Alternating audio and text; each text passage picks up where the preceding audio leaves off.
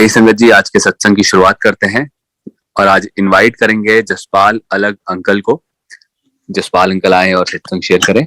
जय गुरु जी।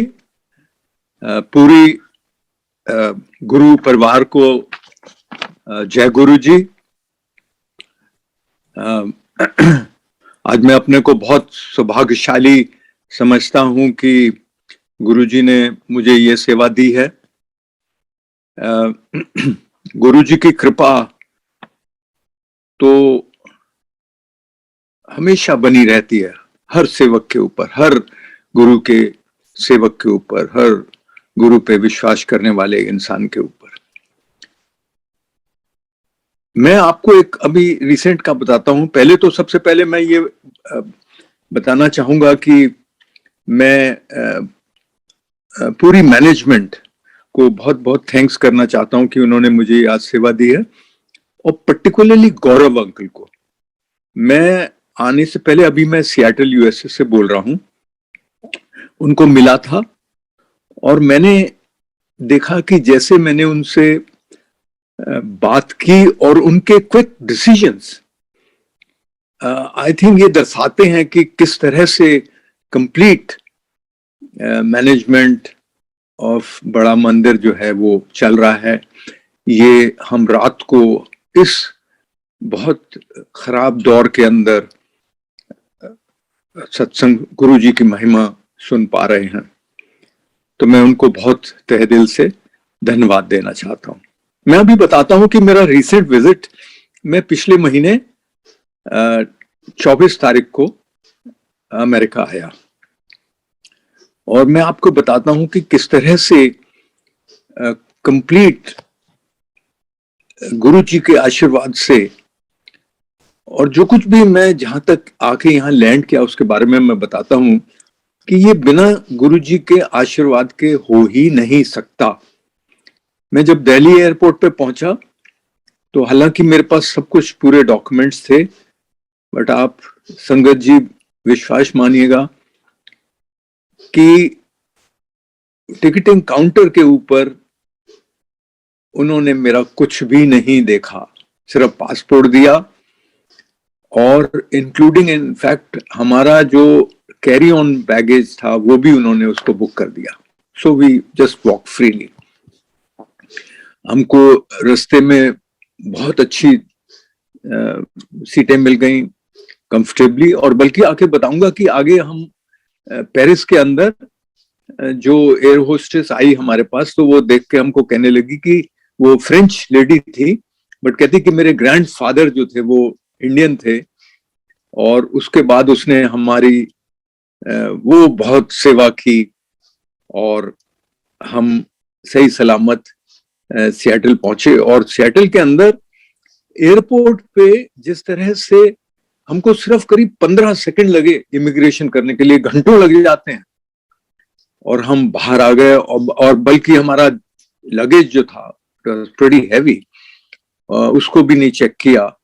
हम घर पहुंचे और उस शाम को यहाँ पर इतनी बर्फबारी हुई, 18 से 20 इंचेस बर्फ पड़ी, और एयरपोर्ट अगले 3-4 दिन के लिए बंद हो गया। सारी फ्लाइटें यहां से सब डाइवर्ट हो रही थी। तो ये सब कुछ जो है ये गुरु जी की महिमा है, उनका आशीर्वाद है, हम यहाँ ठीक ठाक पहुंचे, और आज मेरे को ये सेवा का मौका दिया है। मैं आपको बताता हूं, मैंने कई बार पहले सत्संग में बताया है कि किस तरह से एक ड्रामेटिक वे के अंदर मैं गुरु जी ने हमको बुलाया। Actually I am fully convinced कि हम नहीं जाते गुरु जी के पास, गुरु जी हमें बुलाते। जिसका कल्याण करना है और उनको पता है, हमारा सारा लेखा जोखा उनके पास है, और वो उसको अपने पास बुलाते हैं। जो संगत में उसके साथ जुड़ा है, ये सब वही शामिल है जो जिनको गुरु जी ने बुलाया है। बट मैं बताना चाहूंगा कि मेरे, इससे पहले मैं बताऊं कि मेरा first visit to empire state, मैं ईस्ट में पोस्टेड था, और वहां पर हमारी आंटी को उनका ईसीजी जो था वो कुछ ठीक नहीं चल रहा था। तो काफी कुछ इन्वेस्टिगेट करने के बाद हमको कैलकाटा में उन्होंने कहा आप वहां बड़ा हॉस्पिटल है वहां पर चेक कराइएगा। तो कैलकाटा में चेक कराया तो उन्होंने भी देखा ईसीजी में कुछ गड़बड़ था। उन दिनों में ये इतना ज्यादा, ये मैं 90s की बात कर रहा हूँ, इतनी ज्यादा एडवांस नहीं थी cardiology department.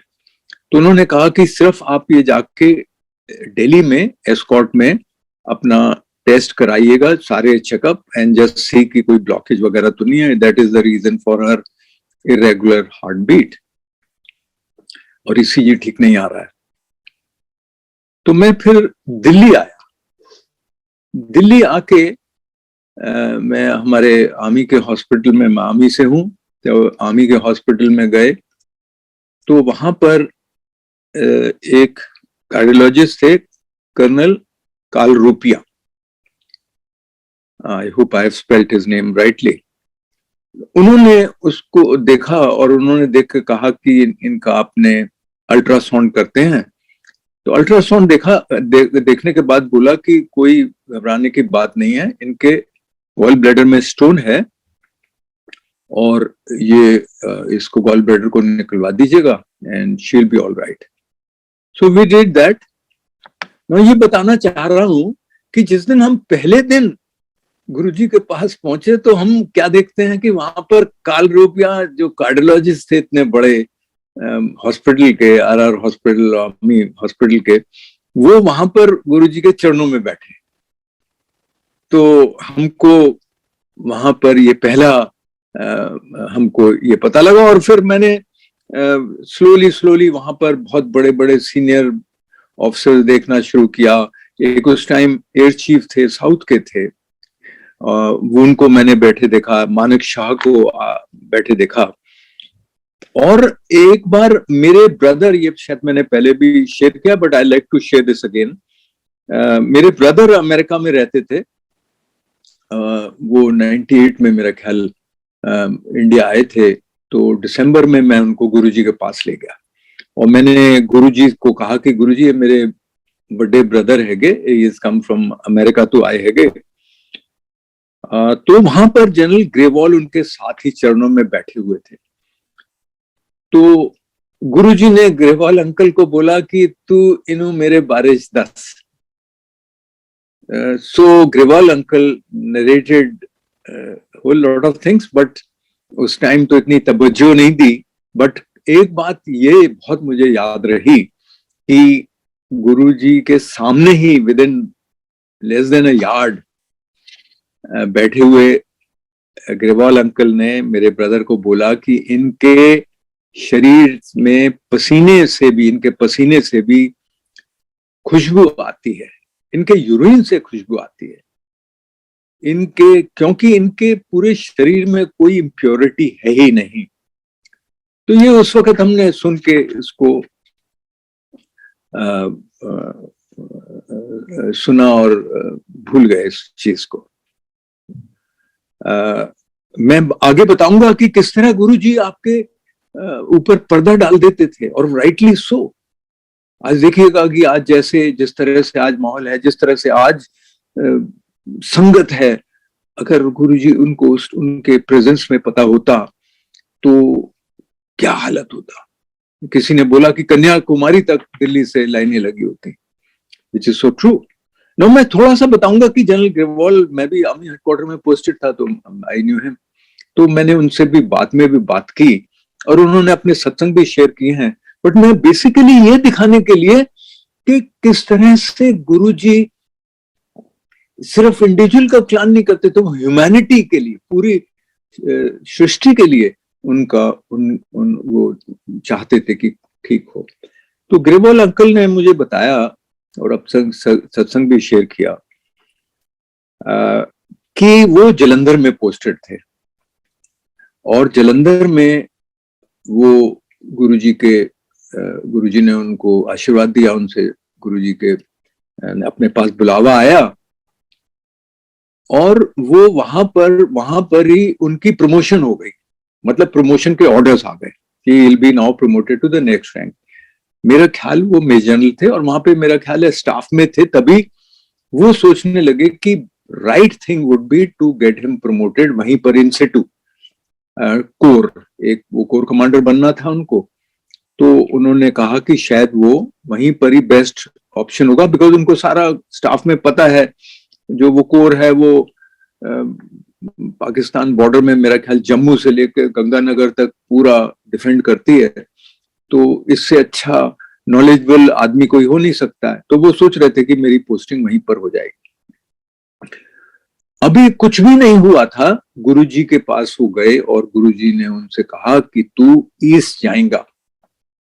I mean, look at Guruji knew that he will.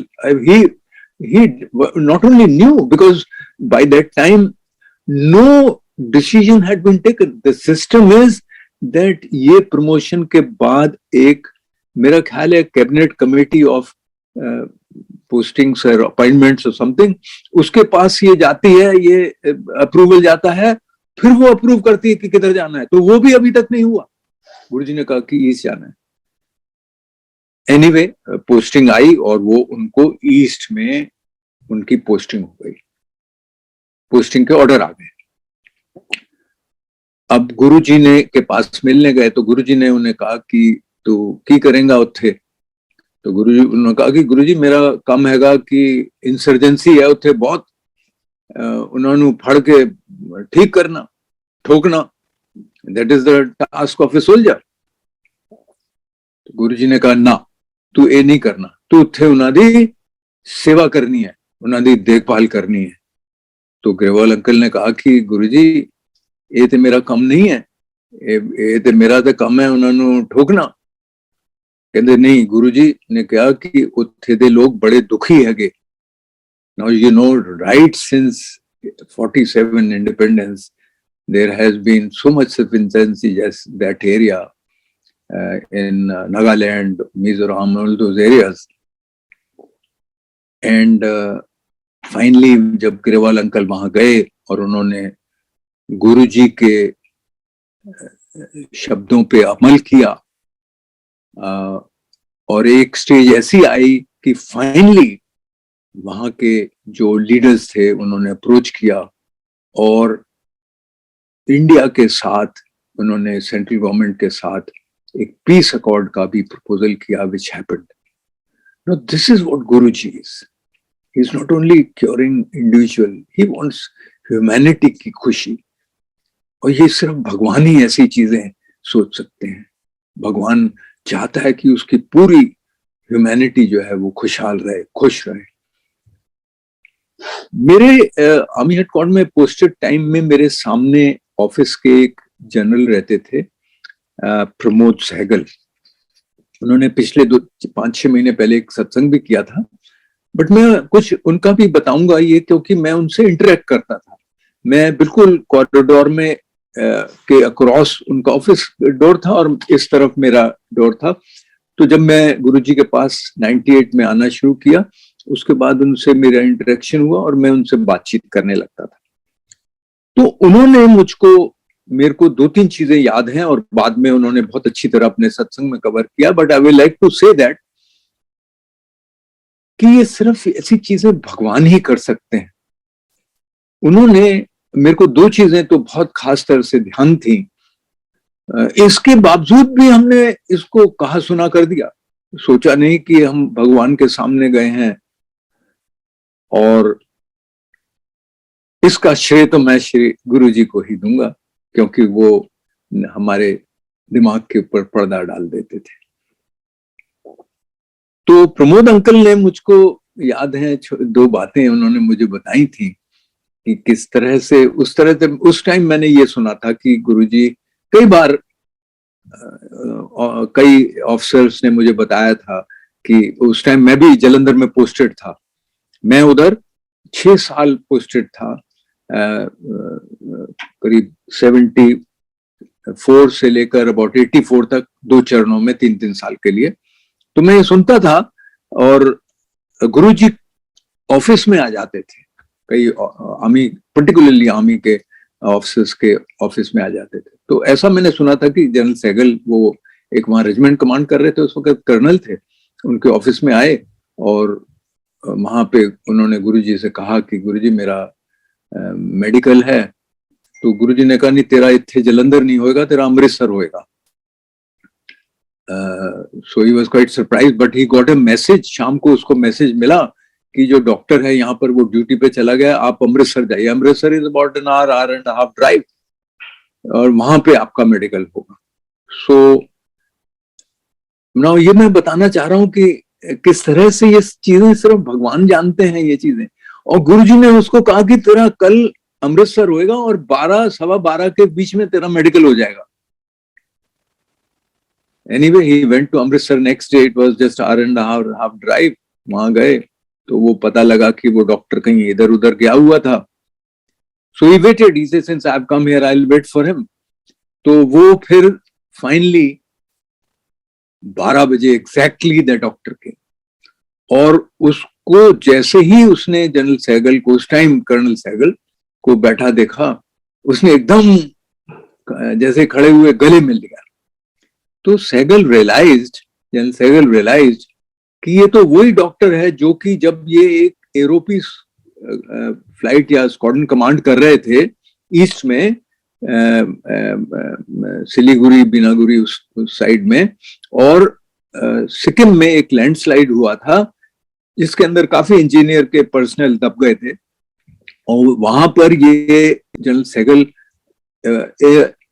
एरोपी flight में हेलीकॉप्टर से रेस्क्यू ऑपरेशन में इन्वॉल्व थे, और ये उस वक्त उस यूनिट का डॉक्टर था वहां पर। तो उसने उसको पहचान लिया और उसने अगला ये पूछा, गले बातचीत करके, कि किस लिए आप आए हो। तो उसने कहा ऐसे मेरा मेडिकल है। तो वो अब डॉक्टर जो था मेडिकल स्पेशलिस्ट बन गया था। तो उसने कहा किधर है तेरे पेपर। उसने पेपर दिए, उसने उसके ऊपर साइन किए, कहता ले तेरा मेडिकल हो गया। उसने कहा तुमने कुछ देखा तो है नहीं है। तो उसने कहा नहीं, हो गया मेडिकल तेरा, साइन कर दिए मैंने। एग्जैक्टली 12:15 पे ये एक्शन हुआ। तो ये भगवान ही जानते थे, उन्होंने किया या उनको पता था कि ऐसे होगा, ये वी कैन गेस। और फिर एक बात मुझको उन्होंने ये बताई थी उस तरह, फिर अब मैंने बहुत क्लैरिफिकेशन से उनसे बात भी की एक बार मैंने, जब इंडिया में था मैं आने से पहले, कि किस तरह से एक लेडी डेली उनके पास आया करती थी। उन दिनों में मेरा ख्याल 8 से 12 सुबह ही संगत लगती थी गुरुजी के जलंधर मंदिर में। तो वो आया करती थी वहां पर, और सहगल ने बताया कि वो गुरुजी के साथ घूमने जाया करते थे। He considered him himself, even जब मैंने अभी बात की कि हमारे दोस्त थे, उन्होंने उनको भी भगवान नहीं समझा। तो उस कहते कि वहां पर एक लेडी आती थी एक छोटे बच्चे के साथ, तो वो गुरुजी उसको अनदेखा करके चले जाते थे आगे। एक दिन उसने गुरुजी के सामने आके खड़ी हुई, कहती गुरुजी मैं आज आपके पांव पकड़ लूंगी, आपको जाने नहीं दूंगी, आप देखो you have to listen to me. उसने कहा की गल है। कहते ये मेरा 5 साल का 4-5 साल का बेटा है, ये चल नहीं सकता है, ये चलता है, खड़ा होता है, चलता है, गिर जाता है, और मैंने सारे इलाज करा लिए इसको। तो गुरुजी ने कहा उससे कि ये तो मैं तेरा करा दूंगा, बट तेरा हस्बैंड जो रहेगा वो एक मैचेस फैक्ट्री में हिमाचल में काम करता है, वो बहुत अच्छा आदमी है, बट वो जब काम पे जाता है तू सब गड़बड़ करती है पीछे, तू वो बंद कर दे। तो उसने कहा कान पकड़े। तो गुरुजी ने कहा चल 100 गज दूर खड़े हो, और वो गुरुजी ने उस बच्चे को हाथ में पकड़ा और उसको कहा लेडी को कि इसको बुला अपने पास। उसने बुलाया, ये भागता बच्चा जो था अपनी माँ के पास चला गया। कहता ये उन्होंने बताया कि मैंने देखा। तो ये सब चीजें मैं इसलिए बता रहा हूं कि ये सब हमको जानते हुए भी इस तरह का एहसास नहीं हुआ कि हम एक भगवान के सामने आते। मैं आपको अभी वेरी रिसेंटली अपना एक छोटा सा सत्संग बताता हूं कि किस तरह से भगवान शिव जी महाराज एक बार आपका हाथ पकड़ लेते हैं तो वो छोड़ते नहीं। मैं अभी दिल्ली में जब था, नोएडा में रहता हूं, तो वहां पर सडनली रात को मेरे बहुत साइड में, पेट के साइड में पेन होने लगा। एक साइड में पासा बदलता था तो थोड़ा सा कम हो जाता था, तो इस तरह से मैंने रात काट ली। सुबह सुबह मैं हमारे घर के नजदीक ही हॉस्पिटल है, हॉस्पिटल में गया और वहां पर डॉक्टर यूरोलॉजिस्ट को मैंने रिपोर्ट किया। तो उन्होंने अल्ट्रासाउंड की और मेरे को बताया कि ये आपके किडनी स्टोन है, और मेरे को दवाई वगैरह दी। मैं आया, गुरुजी से प्रे किया। मेरा ख्याल है कि खैर उस टाइम से वो पेन तो खत्म हो गया। 1 महीने बाद मैं दोबारा गया उस यूरोलॉजिस्ट से, उसने कहा दोबारा से अल्ट्रासाउंड करो। वुड यू बिलीव इट कि there was no stone at all. I mean, लोग कहते हैं कि हमने किडनी का ऑपरेशन कराया स्टोन के लिए, ये कराया वो, और वो किस तरह से ब्रेक करते हैं, ये सब it can not happen without blessings of Guruji. मैं आपको बताऊंगा कि किस तरह से गुरुजी एक बार आपका हाथ पकड़ते हैं तो वो आपको सदा ही आपके आप उनके अर्श उनके छत्र छाया में रहते हैं, आपके कल्याण होते रहते हैं। मैंने ये सत्संग पहले शेयर किया है कि किस तरह से 2000 में मैं गुरुजी, मैं इसको छोटे से दोबारा से रिपीट करूंगा, छोटे में कि मेरा बेटा दुबई में रहता था और उसकी शादी हो गई थी और मैं चाहता था कि वो दिल्ली आ जाए। और मैं गुरुजी को मैंने एक दिन बोला कि ऐसी चाहते हैं दिल्ली आ जाए। फिर मैंने थोड़े दिन बाद दोबारा रिपीट किया तो गुरुजी ने कहा कि महापुरुषानु दोबारा नहीं 10 दिन, और कहा तू फिक्र ना कर। And to be very precise 10 January 2000 को मेरा बेटा 10 दिन के लिए दिल्ली आ रहा था। मैं रात को गुरुजी के पास 4 फॉर्म लेके गया, मेरे लिए, मेरी आंटी के लिए, मेरे लड़का और बहू के लिए, और गुरुजी के हाथ में दिए। उस टाइम छोटी संगत थी, you could take that liberty. तो गुरुजी ने देख के कहा जा तेरा कल्याण कीता। Next day I went and we finally got 10 years visa. And 2004 में मेरा बेटा अमेरिका आ गया, now he become a citizen here. और यहाँ पर इतनी कृपा है कि गुरुजी की और वो यहाँ की संगत जो है, सियाटल की संगत में घुले मिले हुए हैं। हमारे घर में भी उन्होंने एक कमरे में पूरा कमरा जो है वो गुरुजी का कमरा बनाया हुआ है। और मैं देखता हूँ कि जो भी उनकी कंडीशन है, ये सब गुरुजी के आशीर्वाद से, उनके आशीर्वाद से है। Children are so much, they believe in Guruji. जाते बाहर आते हुए मत्था टेकते हैं। तो गुरुजी एक बार आपका हाथ पकड़ लेते हैं तो वो फिर गुरुजी इस हाथ को कभी छोड़ते नहीं है। That is what I basically wanted to. सिर्फ आप गुरुजी को याद करो और गुरुजी आपके काम करेंगे। मैं आपको बताना चाहता हूं कि मेरी लास्ट पोस्टिंग आर्मी की थी, वो अंबाला में थी। और अंबाला में वहां पर आपको पता है कि कुरुक्षेत्र है और काफी रिलीजियस प्लेसेस हैं आजू बाजू। तो मैं जब भी छुट्टी होती थी तो इन जगहों पे विजिट करता था। वहां पर एक गीता का पाठ होता था अंबाला कैंट के अंदर, एक ग्राउंड के अंदर। और एक गीतानंद जी थे, वो पिछले 60 साल से गीता का वहां पे प्रवचन करते थे। और सुबह मेरे को बताया जाता कि 5-10 हजार आदमी उनको देखने आते थे, सुनने आते थे। मेरा जो आर्मी गुरुजी, जो गीतानंद जी का जो सेवक था, वो एक ex army I think JCO या हवलदार था।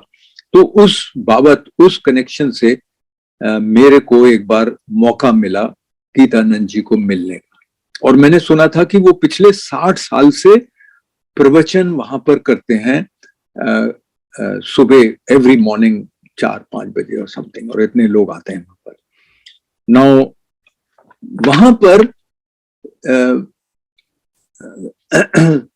जब मैं गीता जी से 4-5 मिनट मुझे मिला, मेरे सुनने में आया था कि उन्होंने इवन उस टाइम के जो चीफ मिनिस्टर थे वो मिलना चाहते थे गीता जी से, उन्होंने रिफ्यूज कर दिया।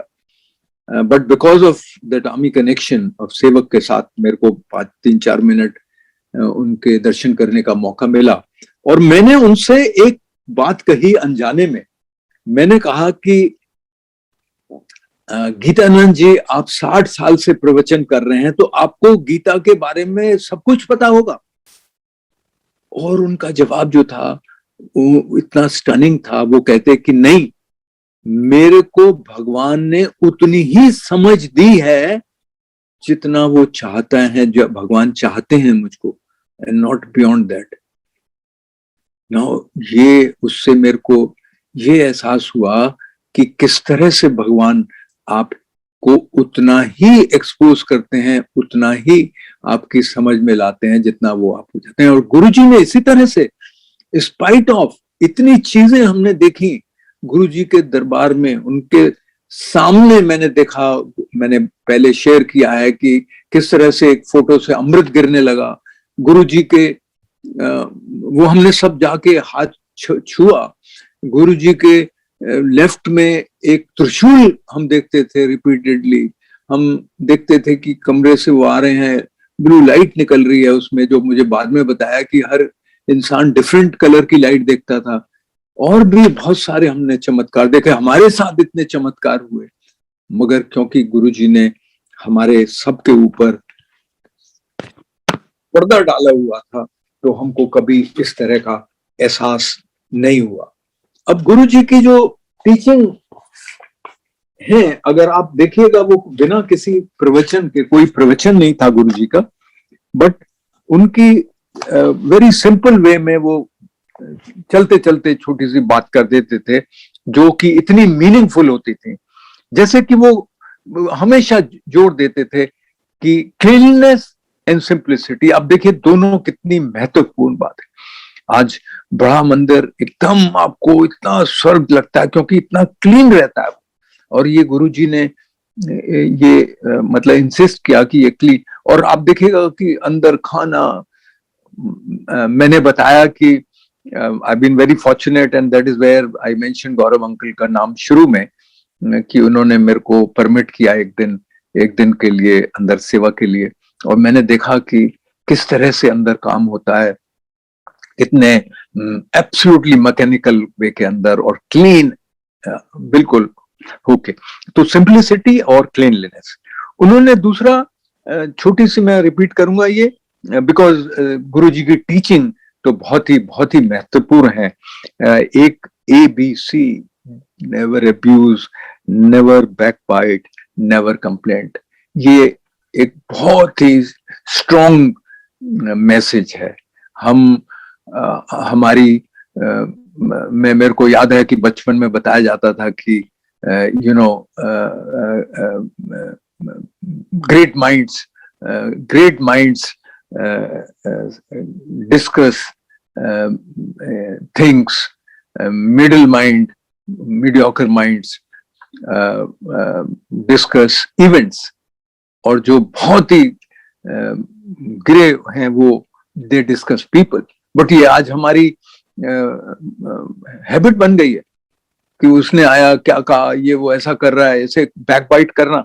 बट अगर इस चीज को हम बिल्कुल बंद कर दें तो आप देखें कि हमारे रिलेशंस कितने आपस में सुधर जाएंगे। दूसरा, जो ये हमारे में वहम, I mean like I am sure जो जितने भी लोग सुन रहे हैं इस वक्त, वो जरूर अपनी जिंदगी के अंदर इस वहम के दौर से गुजरे होंगे कि अरे ये ऐसे बचपन से हमारे उसमें आ जाता है, और आप देखें कोई उसका फायदा नहीं है, कोई there is no use at all of those वहम्स।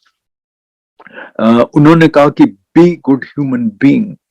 और शायद मेरे को लगता है कि गुरुजी का एक मिशन, जो छोटे समय के लिए शिवजी महाराज जमीन धरती पर आए, वो टाइम टू टाइम आते हैं, शिवजी महाराज कई बार पहले भी आए हैं, अगर आप शिव पुराण वगैरह को पढ़ें और इस तरह के आप कथाएं सुने, देखें कि शिवजी महाराज कई बार आते हैं भेष बदल के, और ये 50-60 साल जो है वो एक भगवान के लिए एक बहुत छोटा सा क्षण है।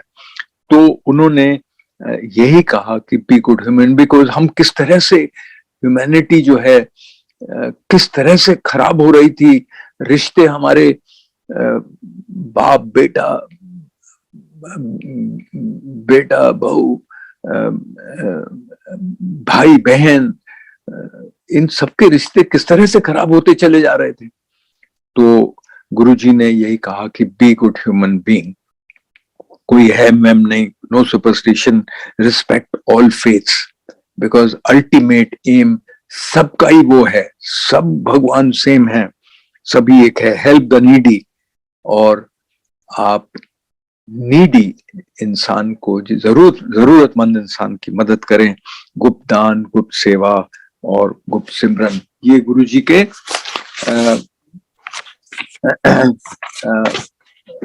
चंद एक जो उनकी टीचिंग है।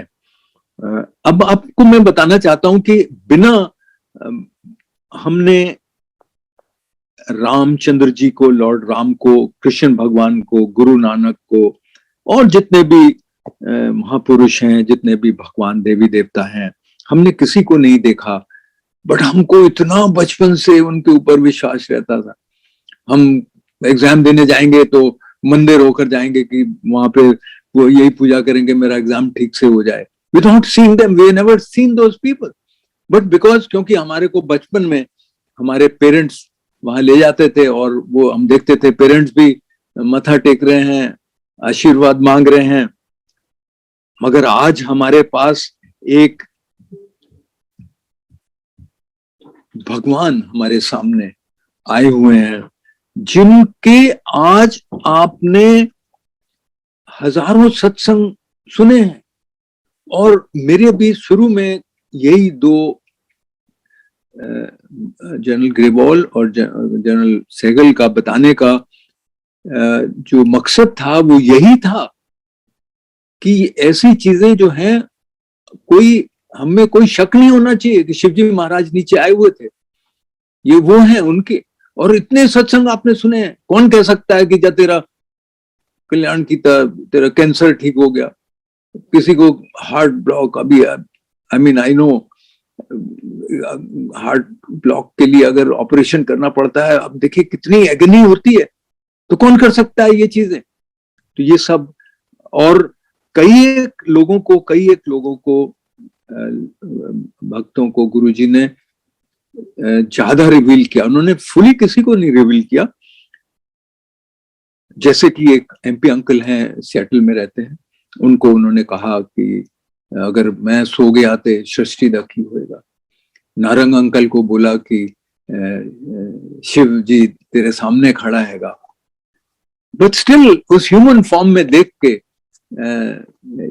हमको समझ नहीं आई। और आज मैं समझता हूं कि इस भगवान ही ऐसी चीजें सोच रख सकता है कि यहाँ पर तो भगदड़ मच जाती, स्टैम्पीड होती दिल्ली के अंदर, अनकंट्रोलेबल।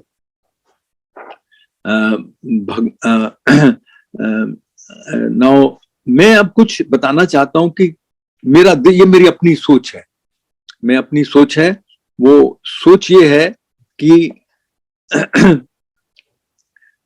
भगवान जो है, शिवजी महाराज जो है, वो एक तो सबसे पहले कि भगवान के क्या रूप होने चाहिए, ये जो हमारी छोटी समझ जो है, हमको जितनी भी समझ है उससे हम समझते हैं कि एक तो वो अंतर्यामी है, कि आपके मन की बात उनको पता रहती है। नो, ये आपने हंड्रेड्स ऑफ सत्संग सुने हैं कि इंसान उनके पास गए कोई, और वो सोच रहे हैं कि हमको दोबारा चाय मिल जाए, और इमीडिएटली चाय आ जाती है, हम ये लड्डू नहीं बर्फी मिल जाए, बर्फी मिल जाती है। और या कोई दूर खड़े होके अगले कमरे में या बाहर बात कर रहे हैं, गुरुजी को पता है कि ये है ना, वो अंतर्जामी है। तो मैं समझता हूं कि कहा जाता है कि हर एक इंसान के अंदर एक छोटा सा अंश एक भगवान का है, छोटा सा अंश एक भगवान का हर एक इंसान के अंदर है। उनके एक माचिस की तीली की नोक के बराबर अंश अंदर होता है। अगर ये है तो जैसे ही, और उसका लिंक किसके साथ है? शिव जी महाराज के, भगवान के साथ। तो इसका मतलब है कि विलिंगली हमारा जो कनेक्शन है वो भगवान के साथ है। तो जैसे ही हम कोई भी हमारे जहन में थॉट आती है या कोई फुरना बनता है, तो वो भगवान को पता है ऑलरेडी, और ये सिर्फ भगवान को ही पता लग सकता है। तो ये गुरु जी महाराज जो थे वो शिव जी महाराज थे, वो भगवान थे। इसीलिए उनको सब कुछ पता होता था कि आपके दिल में क्या चल रहा है, आप क्या सोच रहे हैं। दूसरा जो इंग्रेडिएंट या एट्रीब्यूट है भगवान का, जिससे हम समझते हैं कि वो हर जगह प्रेजेंट है, तो ये मेरी सोच है कि आप देखिएगा कि इस वक्त अमेरिका के अंदर भी हवा चल रही है, बाहर इंडिया के अंदर भी हवा चल रही है। तो पूरा जो हमारा यूनिवर्स है, ग्लोब है, धरती है पूरी, ये जो रोटेट कर रही है, इसके चारों तरफ हवा है, और इस पूरी हवा के अंदर भगवान विराजमान है। और जिस जगह पे वो मैनिफेस्ट करना चाहते हैं, आना चाहते हैं, वो वहां पर प्रकट हो जाते हैं। So at the same time it could be in USA और सेम टाइम इंडिया के अंदर।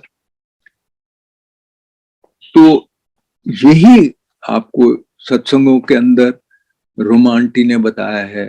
एक जो चंडीगढ़ के चीफ जस्टिस थे, उन्होंने बताया है कि किस तरह से गुरुजी दो जगह पे सेम टाइम पर विराजमान हो जाते थे। और तीसरा जो है वो ओमनीपोटेंट, मतलब सर्वशक्तिमान है। ये तीसरा इंग्रेडिएंट या एट्रीब्यूट भगवान का है, सर्वशक्तिमान। तो सर्वशक्तिमान जो है, आप देखिएगा कि किस तरह से गुरुजी ने लास्ट मोमेंट में, एक आंटी ने जो कि एक बेबी गर्ल को डिलीवर करना दे रही थी, उन्होंने चेक करा लिया था, और लास्ट मोमेंट में गुरुजी के पास जब आई और गुरुजी ने पूछा खुश हैं, तो कहते कि गुरुजी खुश थे, ठीक है, अगर देना सीखा तो एक मुंडा ही दे देंगे। तो गुरुजी ने कहा कि दोबारा चेक ना कराएं, जा तेरा मुंडा होएगा। And after about week, 10 days or 15 days, she delivers a baby. So he was so powerful that he could change. I mean, so many satsangs you have today heard. There is just no doubt that he could do anything without uterus, without baby is born. Somebody, so many instances that you have heard.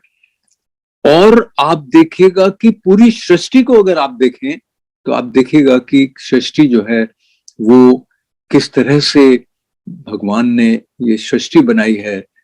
नदी, नाले, पहाड़, जंगल, desert, समुंदर, और लाखों करोड़ों, हम तो 7-8 billion human being हैं, बट आप देखो कि ट्रिलियंस जो है बाकी जीव जंतु हैं, और इस तरह के हैं जो कि आज तक मतलब 100,000 वैरायटी तो हमको आज तक भी पता नहीं है कि किस तरह के जीव जंतु समुद्रों के अंदर रहते हैं, और वो भगवान जो है सबकी रक्षा करते हैं। तो ये हमको बिल्कुल समझ लेना चाहिए कि गुरुजी महाराज, शिवजी महाराज आए धरती के ऊपर, वो सबका कल्याण करने आए। और एक जो डिबेट्स होने लगी थी certain parts of the world कि is the god there, is the god real, इस तरह की डिबेट होने लगी थी, तो वो हम फेथ डिविंडल हो रहा था, गिर रहा था कि भाई भगवान नहीं है, बस और हमारी इल्स इन सोसाइटी इतनी आ गई थी। तो गुरुजी जो थे वो आए ये जो हमारी इल्स कुरीतियां जो हमारी सोसाइटी में पड़ गई थी, उनको दूर करने आए और उन्होंने लाखों आदमियों का कल्याण किया और आज भी कल्याण कर रहे हैं। और जिस तरह बताया था कि आप देखिएगा कि हमारे वेदों में, ग्रंथों में लिखा हुआ है कि भगवान जो थे वो कष्ट जो हैं वो इस तरह से उन्होंने जब सृष्टि का निर्माण किया है उसके अंदर उन्होंने जो कष्ट है हमारे कर्मों के साथ, कर्म का फल तो हमें मिलेगा, कष्ट हम पे आएंगे, सिर्फ यह है कि गुरुजी उनको ठीक कर देंगे, उनको इजीली उसको निकाल देंगे। जैसे कहते हैं, बहुत बार, हजारों बार सुना है कि 90% गुरुजी ले लेते हैं, 10%। तो गुरुजी जब आए तो वो कष्ट जो थे ऊपर ले लेते थे अपने। तो आपने देखा है हमारे वेद पुराणों के अंदर कृष्ण भगवान और शिवजी महाराज वो कष्ट अपने ऊपर ले लेते थे। उनके ऊपर अगर शहर के अंदर कृष्ण भगवान कोढ़ फैलाए तो वो अपने उनके बॉडी के ऊपर आ जाता था और फिर सब ठीक हो जाते थे। इसी तरह हमारे गुरुजी जो हैं शिवजी महाराज, वो सारे कष्ट जो हैं अपने ऊपर लेते थे, लोगों के कष्ट, और वो बहुत सफर करते थे उसके बाद, और उसको अपनी तपस्या से, अपने पावर से उसको फिर करके evening he used to be absolutely elegant sitting in the छोटे मंदिर in that most divine way. He used to be there in the afternoon or in the evening. Before coming there, he might have been going through very very miserable time, जिसके उन्होंने कष्ट अपने ऊपर ले लिए। मगर आज की तारीख में वो फिजिकल फॉर्म में नहीं है गुरुजी महाराज, शिवजी महाराज। आज वो हमारा ये फेथ स्टैब्लिश करने की भगवान है और हमको उस पर विश्वास करना चाहिए। आप उनको याद करो, वो आपके काम करेंगे। और हजारों लाखों के करते करते ही ये आज हजारों लाखों लोग जो हैं वो गुरुजी से जुड़ रहे हैं। मेरा ख्याल है करोड़ों लोग का तो ऑलरेडी ब्लेसिंग्स मिल गई हैं और ये और भी मिलती रहेंगी। एंड बेसिकली गुरुजी का वो चाहते थे क्या कि आप लोग खुश रहें। जो भगवान ने सृष्टि बनाई है, भगवान ने जब तक, जिस दिन वो चाहेंगे प्रलय होकर सब कुछ खत्म हो जाएगा, आज से 100 साल, 2 साल, 400 साल, 500 साल, 1000 साल बाद, ये सिर्फ भगवान को ही पता है। मगर जितने टाइम पर वो चाहते हैं, गुरुजी क्यों कहते थे कोई भी ले मुंडा ले ले, भगवान हमेशा चाहता है कि उसकी संतान जो है फले फूले बड़े हो। आप शिव पुराण में पढ़ें कि उस टाइम वरदान मिलते थे, 10-10 हजार बच्चे होते थे। ठीक है, दक्ष की 27 लड़कियों की तो शादी चंद्रमा से हुई। तो भगवान जो है वो हमेशा खुश है अपने प्रजा के साथ, और वो यही चाहते हैं गुरुजी कि आप उनको निहारिए, उनको भगवान को निहारिए। देखिए उनकी जो उन्होंने ये क्रिएशन की हैं, जो अनगिनत उन्होंने नेमतें दी हैं, फल फ्रूट, किस तरह के फल भी कितने तरह के, कहीं सुनने में आया कि 350 या 360 तरह के तो एप्पल की वैरायटीज हैं।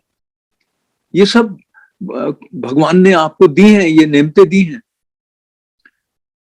इतना कहते हुए ही मैं सबको जय गुरु जी कहना चाहूंगा और आप मैनेजमेंट का शुक्रिया अदा करना चाहूंगा to ask me to do Guru ji का गुणगान करने के लिए।